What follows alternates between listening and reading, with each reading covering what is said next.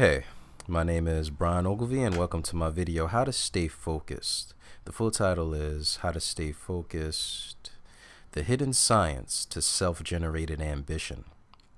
And by hidden science, of course, I mean simply a metaphor. It's really three keys or three aspects to what motivation really entails, what motivation is truly about. A little trilogy or framework to help you develop motivation in yourself.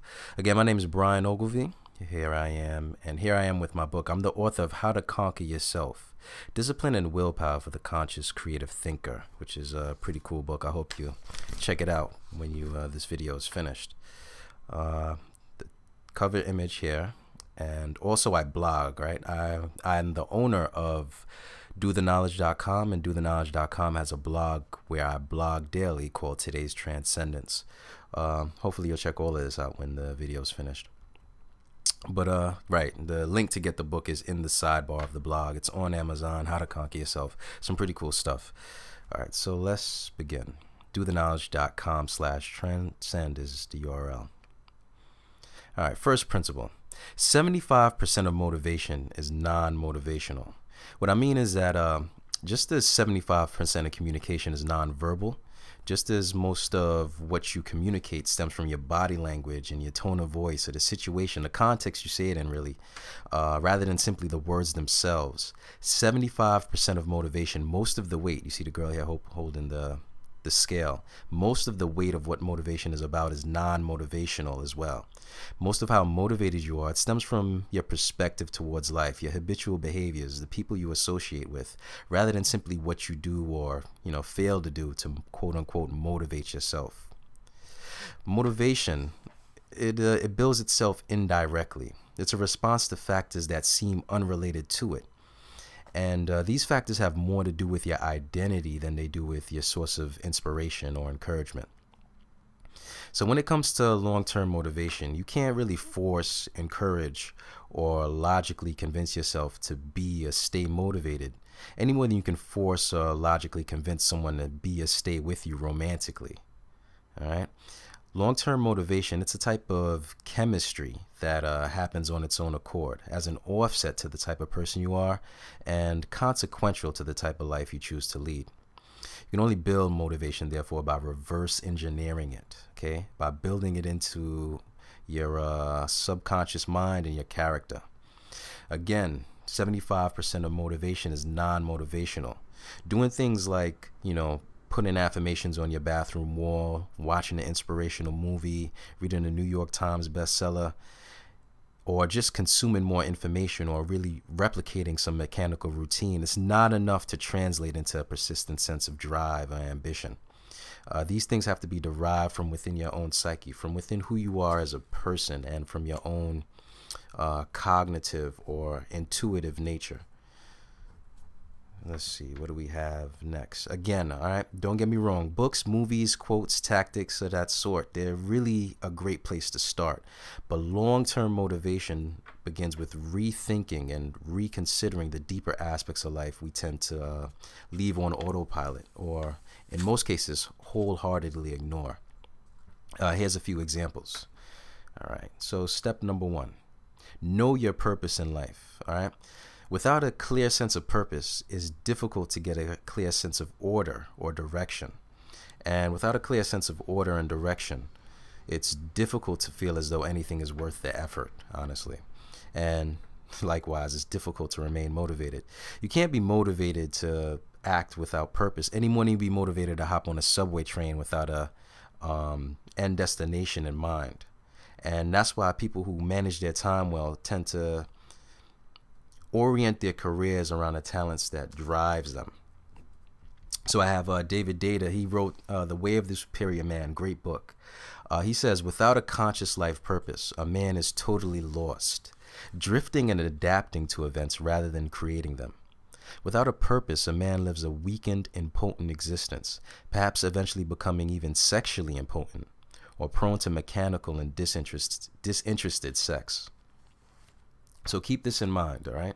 It's about purpose. And as a way to develop your purpose, there's an exercise I call what ticks you off. Essentially what you do is you think about what really gets you aggravated, what really frustrates you, what are some of your biggest pet peeves. If you name maybe like 3 to 5 of your biggest frustrations, your biggest pet peeves, what you'll find is you can invert that, create the exact opposite of what those pet peeves are, and you'll have a hint or a set of clues or dynamics around which your purpose would circulate or evolve out of.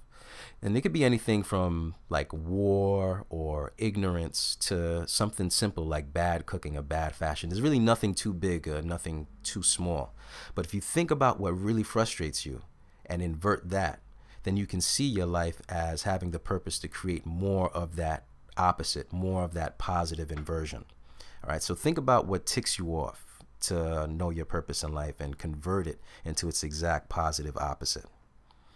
All right, moving on. Step number 2, do you know your unique talents and strengths? All right, because a goal that revolves around natural skill is far more conducive to superior performance and superior results than any goal that revolves around monotonous labor or drudgery. You know, where resented task is the opposite of motivation. And contrary to that, a goal that revolves around natural skill, it creates a feedback loop that'll amplify the more motivation to begin with. So think about your talents and strengths and how you can develop those, because most people mistakenly focus on weakness. Most people, if you think about it, most people work to become average, basically. They try to compensate for what they're weak at and what they're poor and what they don't have. But motivated people do the opposite. They capitalize off their natural, unique talents and strengths, so their work process becomes more optimistic, more energizing, more motivated. All right? So take some time to really think about this. And some more images. Here, all right, the exercise here is what makes you zone. So if you think about what really gets you spaced out, what really allows you to enter a state of what they call flow, you have a good indication of what your unique talents and strengths are. So like when you're really feeling down, when you're really feeling depressed, lonely, confused, what's one thing you can do to get your mind out of that rut, get yourself out of that lower state, I guess, of existence into a more focused, inspired, and invigorated state of mind? That's your unique talent, that's your unique strength. And the more you develop that, the more likely you'll be motivated to do pretty much everything, because you replenished yourself through that work. And 3, know your personal values. So do you know and tailor your life towards your own personal values? Because a man that follows a sense of principle and internal code rather than just the social norms or expectations others expect him to have, he'll develop a sense of personal dignity and self-empowerment rather than hypocrisy and fraud, which is the operating system, you know, most prevalent today. Like, people who have a zest and hunger for life, they tend to live, think, and behave in ways that reflect what they're truly about. And they find the courage to do this by overcoming the need for social acceptance and peer validation, which takes great courage. It's a very rare trait. Let's see what we have. Yeah. So what do they embody as the exercise? What I mean is, if you take some time to think about 3 people you truly admire or look up to. These can be people you actually know and spend time with, authors you've read, actors, celebrities you look up to, or even fictional characters from, let's say, a comic book, a video game, or literary fiction. If you take some time to really think about who you admire and look up to, and then likewise the principles, values, and codes that they themselves embody, like let's say you think of 10 or 15 traits for each character. Interestingly enough, well, it's really obvious if you take some time to think about it. What you'll find is that there are parallels and there's a bit of concurrency between those characters. And the 3 to 5 traits that you find overlap between the people you admire, that's a good indication to what your personal values are as well. And moving on. Okay, so the key idea here is that long-term motivation is founded upon a certain level of deep-rooted internal strength, upon a certain level of mental poise, emotional stability, and self-definition. which are traits that seem to be on the verge of becoming extinct. All right, when you begin to think of motivation as this more internal, motive power rather, and not just inspiration or encouragement, you'll also begin to diagnose your lack of motivation at a higher plateau. All right, and what you'll be able to do is think about more of how you feel about in the world, how your place is within it, and your capacity to fill that role, for instance. After that, attaining discipline, building motivation, it really becomes a matter of just building character, or building yourself. And ultimately, it's for this reason, as I say in my book, motivation is constructed internally from one sense of identity and can never really be derived from an external point of reference. Those things can just push you a little bit, but the real source is within yourself. All right, and what do we have coming up next? Concluding thoughts. All right, some things to think about. Care for others' approval and you become their prisoner. That's relating to what we spoke about a second ago on internal code, internal principle. That's Lao Tzu, one of my favorite thinkers. Second, unhappy are those who try to win battles and succeed in their attacks without first cultivating the spirit of enterprise. The result is a waste of time and general stagnation. That's from The Art of War. And lastly, by Ayn Rand. He held his head as if he faced a challenge and found joy in his capacity to meet it. All right, so hold your head as if you face a challenge and find joy in your capacity to meet it. And lesson overview to recap. All right, so again, just as 75% of motivation, just as 75% of communication is nonverbal, 75% of motivation is non-motivational as well. It's based on factors we'd rarely associate consciously with our sense of ambition. Very little of it is about what we commonly do to quote-unquote get motivated, find inspiration, or encourage ourselves. Specifically, knowing your life's purpose, which you can do by inverting what frustrates you, developing your unique talents and strengths towards that aim by focusing on your strengths and finding what puts you in the zone. Also, interestingly, you can ask a friend. If you talk to people who know you pretty well and just ask them like, hey, what am I good at? I'm trying to think about what I can do to, bring more of my talents and strengths to the forefront. You get some surprising feedback because generally speaking, when you have a talent, it comes so naturally to you that you don't even think of it as anything special. You don't even think of it as anything anyone else couldn't naturally do as well as you do.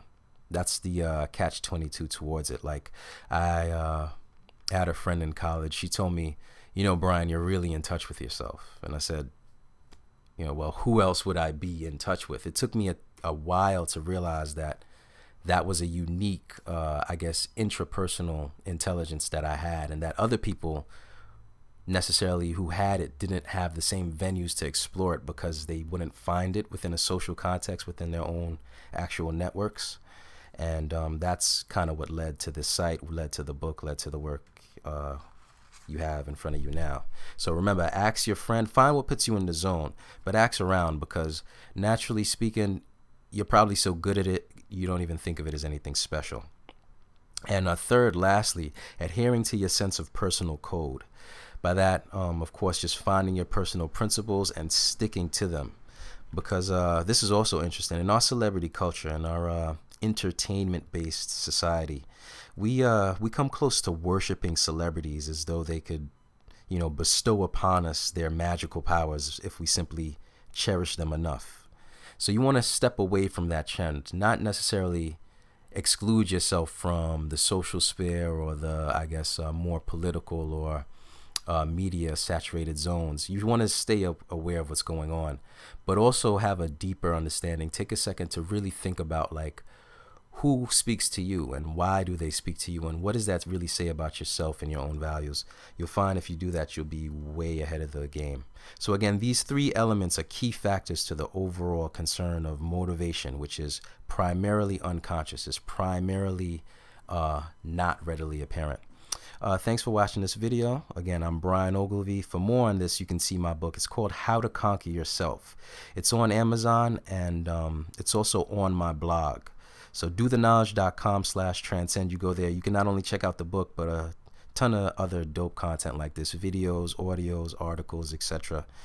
More to keep you, I guess, focused, more in the zone, to cultivate your ambition, cultivate a sense of willpower so that you can progress on your own path. And also email, right?